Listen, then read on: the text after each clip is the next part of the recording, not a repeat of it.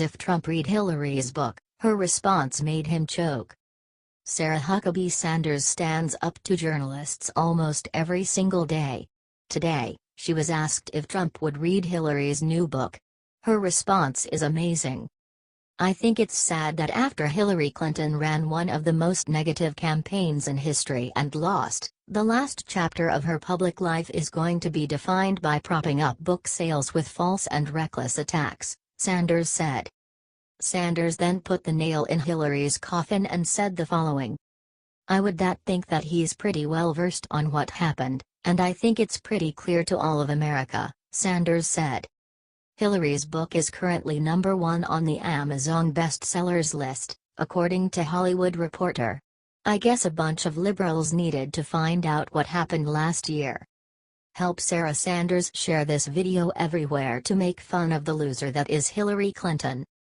Comment "This is what happened" below, Patriots.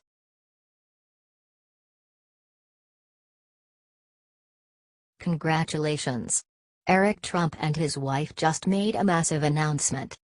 On Tuesday, Eric and Lara Trump announced the birth of their newest son, Eric Luke Trump. He tweeted the following this morning. "This is too cute, right? Don't you love the Trump family? They are the cutest. Let's show them some love because the mainstream media definitely won't. Look at all the beautiful support they got on Twitter." The Trumps were attacked by liberals, too. Check out the nasty things they said about them. Share this to support the Trumps and their new baby. Let's fight the crazy liberals and make this country great again.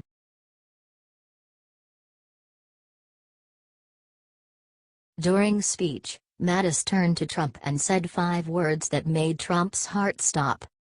Yesterday, Mattis did something absolutely amazing and the media isn't reporting it.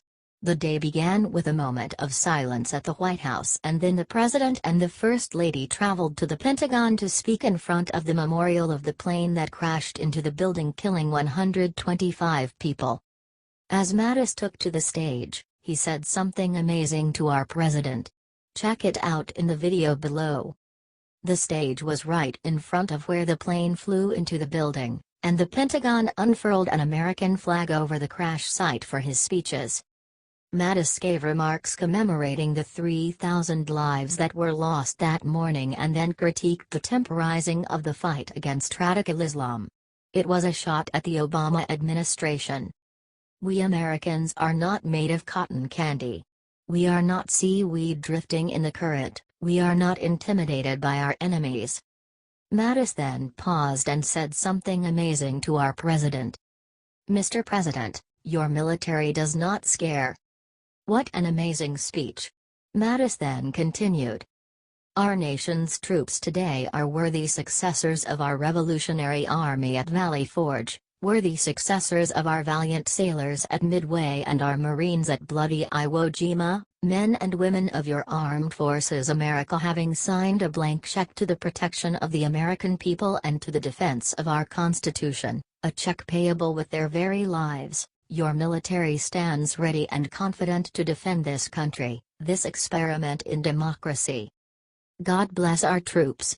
Share this everywhere if you are thankful to God that we have real leadership back in this country in the form of Mattis. He will make this country strong again."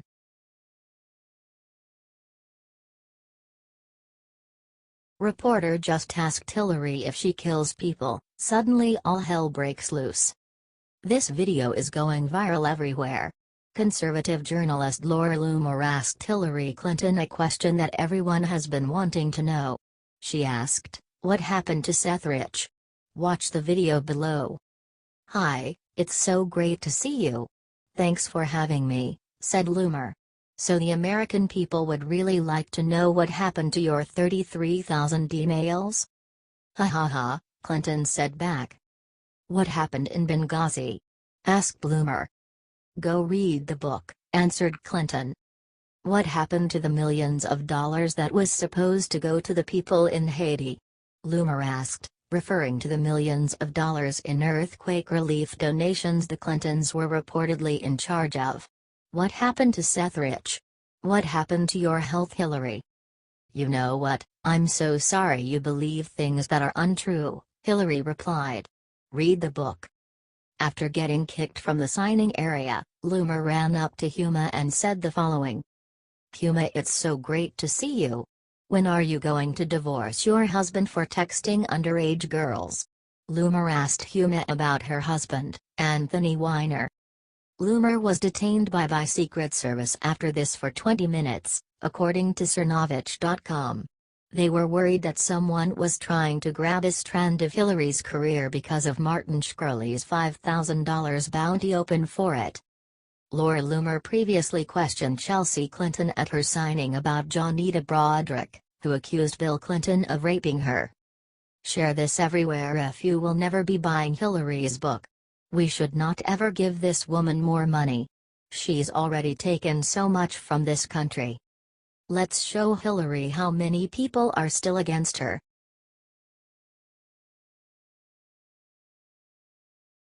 After betraying him on healthcare vote, this Virginia Republican gave Trump the gift of a lifetime. Democrats say that incumbent Barbara Comstock, RV, can be defeated in 2018 because her district failed to carry President Trump by nearly 10%. Democratic strategists said her vote against an Obamacare repeal in the spring was a sign that she was distancing herself from DJT.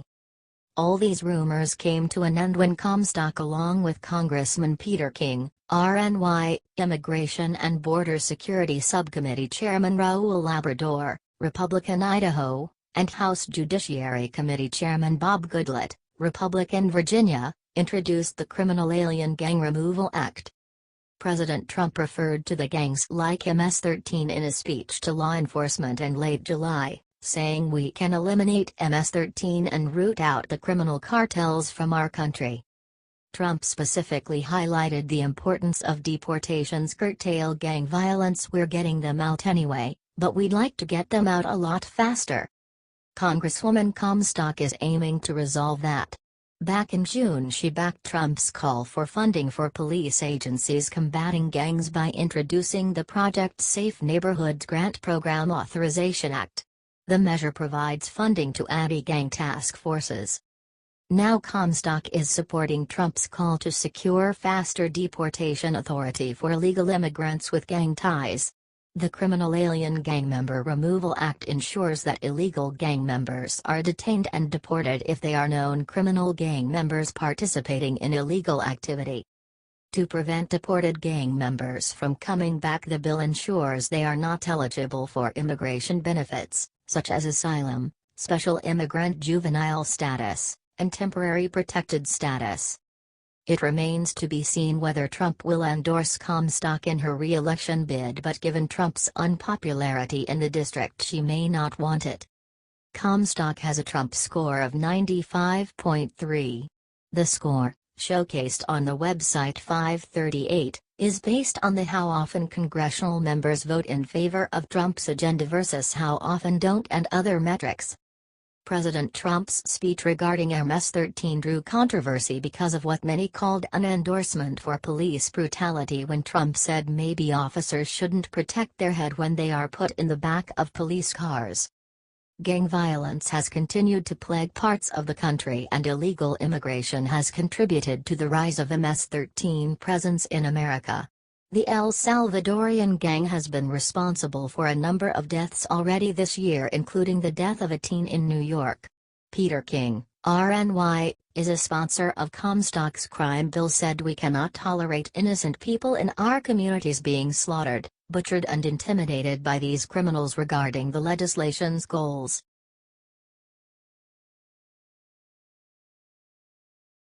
Takedown: Sarah Sanders just made brutal threat to Comey in front of everybody.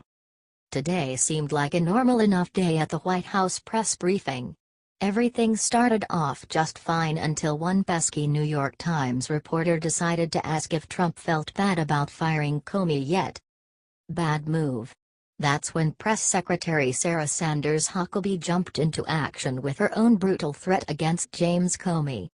In front of the press corps, the American people, and God, Sarah Sanders asked the Department of Justice to prosecute James Comey for breaking the law. But Sarah did not stop there. She talked about how Comey made the decision to exonerate Hillary Clinton even before interviewing key witnesses including Clinton herself. Comey also admitted to Congress that he was busy leaking documents to the press to set up a special prosecutor weeks before he was fired. She even went straight for the throat of the NY Times reporter, reminding them that their outlet was the one busy leaking government documents to pursue Comey's agenda.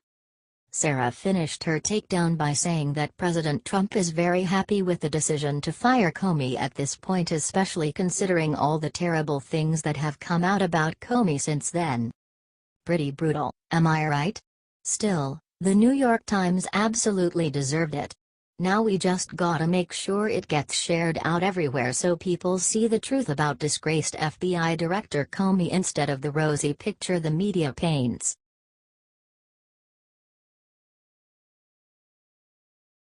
Jail time. Comey gets terrible news after lying to Congress. It's happening. The outlook for James Comey wasn't looking good before, but it might get a lot worse if one GOP senator gets his way. During a press briefing earlier this week, Sarah Huckabee Sanders revealed that Comey had lied during interviews about the Clinton investigation. Since Director Comey's firing, we've learned new information about his conduct that only provided further justification for that firing, Sanders stated, including giving false testimony, leaking privileged information to journalists. He went outside of the chain of command and politicized an investigation into a presidential candidate. Now, Senator Ron Johnson is demanding that transcripts of the interviews conducted between the Office of Special Counsel and Comey's staffers be released. The committee has conducted oversight of the FBI's investigation into Secretary Clinton's use of a private email system. The information in OSC's possession could further explain the scope, course, and nature of the FBI's investigation, Johnson explained. He goes on to explain that the transcripts may shed light on what really happened before Comey decided Clinton would not be charged. If these transcripts are released, and they confirm that Comey lied, he may soon find himself on the other end of the law. No longer choosing who goes to jail, he may be there himself. Share if you support Johnson's efforts to reveal the truth. It could finally end Comey's lies for good.